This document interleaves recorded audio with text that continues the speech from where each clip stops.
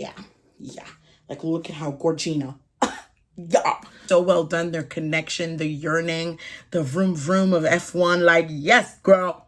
The tension was tensioning, the spice was spicing it, and I ate it up, girl. Of course. Yeah.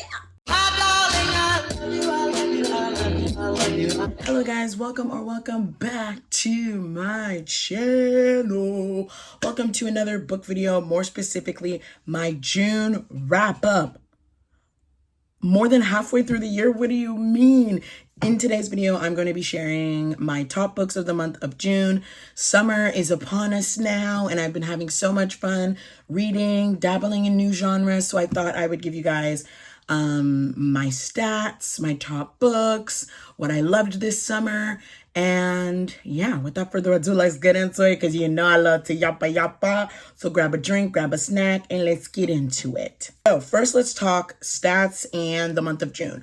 The month of June was an amazing month for me. I just had so much fun dabbling into different genres. As you guys know, I also started a new series where I let my cards have helped me make a dent in my TBR, but also make sure to keep it under 10, which is one of my goals for the year. It also has made me dabble into new genres and pick books that like have been in the back burner, and it's been so much fun. I've been doing cool reading challenges and fun videos, so I had a good month. So let's get into our June stats. So for the month of June, I read 30 books, had 6 5-star reads, 17 romances, so I was in my romance kick, 2 fantasies, so I didn't really read that much fantasy this month, 2 graphic novels, which I'm proud, because I feel like for a good 3-4 months we had like 0 graphic novels, and you know I love graphic novels. And then lastly, 7 outside of my comfort zone, and a majority of them are like murder mystery thrillers. I read the Truly Devious series, and I read The Fury by Alex Michaelides, which we'll get into, and it did not disappoint. So yeah, for the month of June, I really went off, and it was such a fun month. So now let me share. So yeah, now let's get into my top reads for the month of June. I'm going to start with the books that I don't have physically, and then we'll go back here where I have physically all the other books that I absolutely ate up. A few books that I absolutely loved that I don't have physically. We have Daybreak by Moo Sop. Sorry if I'm saying it wrong. This is a very cute high school romance. Super cute. I got the arc of that graphic novel, and it did not disappoint. I can't wait to have it physically so I can add it to my graphic novels collection. It was adorable, and that was a fun read. Then we have Elevator Pitch by Evelyn Lay. If you guys didn't know, in my TBR cards pick, I think I picked the card like Enemies to Lovers, and I ended up picking that one. So cute, an adorable romance. They basically have like a meet cute in the elevator of their apartment, and they end up fake dating. Actually, yeah, it was for the fake dating card, I think. And the rest was history. So cute. Just beautiful. Next, we have Crash Test by Amy James. This one is a F1 romance that was so cute. I got the audiobook arc for that one, and like might be on my top list of romances for the year because it was so well done. Their connection, the yearning, the vroom vroom of F1. Like, yes, girl. Yes, I ate it up. It was a 5-star read for me. So good. And I can't wait for the book to come out. I believe it comes out July 1st. So when you see this, you'll probably be able to get it soon. So yeah, those are some books that I don't have physically that I absolutely ate up. 2 of them being arcs that they're on my top books of the year. That's how good they were. So now let's talk physical books that I absolutely ate up in the month of June. All right, so we have a beautiful pile going on. Got some blue going on. Anyway. Got some blue going on. Where's that inspiration coming from? I don't know. I like a little edge and a little pop in my hair. June was a great month. There's at least a few books here that are like on my top books of 2025. I really had a good romance month, so let's get into it. First, we have Till Summer Do Us Part by Megan Quinn. This is an ARC copy. If you guys don't know what ARC is, it's an advanced reader's copy. And this is one of my top summer romances. This was so good and so different. So, usually there's like the marriage of convenience. In this case, it's marriage on the rocks of convenience. Basically, her whole team at work They're all married. They're always talking about their partners or whatever. And she had a divorce, I think like a year ago, and like she hasn't had a partner, and she kind of felt a little jealous. And one of her coworkers was like, what about you? What are you doing this weekend? She's like, oh yeah, I'm hanging out with my husband. It's fake. It's a lie, but just go with it. And then he's like, well, why don't you have a ring? And he's like, well, Jeff, actually my marriage has been on the rocks, and that's why I haven't been wearing the ring. And then her boss is like, oh, I'm so sorry to hear that. Like, come talk to me. And she's like, since your marriage is on the rocks, like my husband is a marriage counselor. So why don't you and your husband come to therapy session? She's like, yeah, totally. She ain't got no husband. She can't lie to her boss. She might lose her job doing this. So now she has to keep up the lie. So she ends up telling her guy best friend, and then her guy best friend says, why don't you use my brother? He's not doing nothing. So now, not only are they fake marriage, but they're pretending that like they're having a marriage on the rocks. When I tell you this is so funny, I was genuinely cackling. I loved it so much. I was explaining the story to my mom, and she was like, what happened? What happened? Because it's so good. If you are looking for a summer romance, this one is for you. Till Summer Do Us Part by Megan Quinn. Oh, so good. Problematic summer romance. Another summer romance. This one was Chef's Kiss. I love Ali Hazelwood's writing. As you can see up here, I have an Ali Hazelwood shrine, and it's honestly amazing.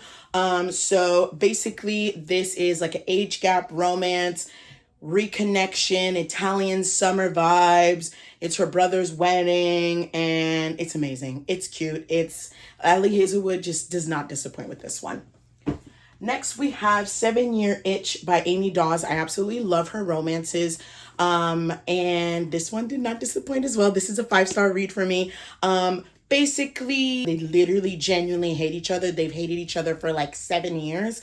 But they end up kind of having forced proximity, and it's just too good. Too good. I love this series. This is book 2 after a 9-month contract. Cowboy romance. This is Cash by Jessica Peterson. This is the Lucky River Ranch series. I got the arc of this book. These books in this series are already out, but they have new covers, so they were re-released, and I was able to get a copy. It came with like really cute prints. And basically this is a city girl and a cowboy, and they have to work together, and it's hot, it's good, the tension, the yearning, it's just too good. Too good. So yeah, so good. And I cannot wait to read Wyatt, which is book 2 after this one. We have a hockey romance. We have Gloves Off by Stephanie Archer. This is in the Vancouver Storm series. So good. This is book 4. I have the other ones over here. She's now traditionally published, which is really, really cool. This is a marriage of convenience. They don't really like each other. It's kind of like grumpy ex-sunshine, enemies to lovers. This is the book that I read for the enemies to lovers card that I pulled in my TBR card picks what I read video. And the tension was tensioning, the spice was spicing it, and I ate it up, girl. Of course, yeah. So yeah. Next, we have some mysteries. We have the Truly Devious series by Maureen Johnson. In one of my, I think, TBR card videos, I ended up reading the series, and it did not disappoint. Like, babes, wow, it's good. Basically, it's like a dark academia vibes. You're always following like 2 murder mysteries at the same time. One about the CEO of the school, the founder of the school, and then there's also like murders happening in the school, and you follow Stevie as she uncovers everything, and there's drama, there's murder, there's everything you need. I was able to find book 3 and 4 at the thrift store, and the audiobooks all on the Libby app, so the library app, and the rest was history. It was great. Fantastic time. Another murder mystery that I ended up gobbling up, we have The Fury by Alex Michaelides. I read this book in my hobbies video, and I absolutely loved The Silent Patient by him, and I thrifted this book because I obviously loved The Silent Patient, so I ended up reading it. At first I was like, then it got good. Then I could not put it down. Then I was gaslit. Then I was shook it to the core. Then I couldn't trust nobody. He got me. All I gotta say is he got me. It was good. I could not put it down by the end. And yo, I got a lot of comments for me to read The Maiden by him. So it's on my radar. Next, we have a dark romance. We have Caught Up by Nevessa Allen. I absolutely loved Lights Out by Nevessa Allen. I ended up getting this month both books physically.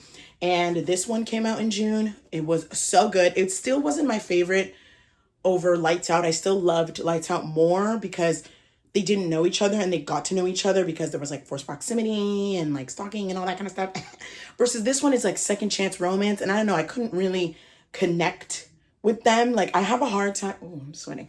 I have a hard time sometimes with second chance just because if they don't do the initial connection well, like I won't really be into the second chance, if that makes sense.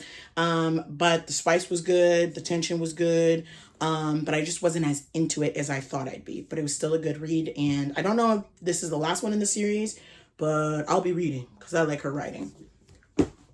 Next, we have a fantasy. This is one out of 2 fantasy books that I read this month.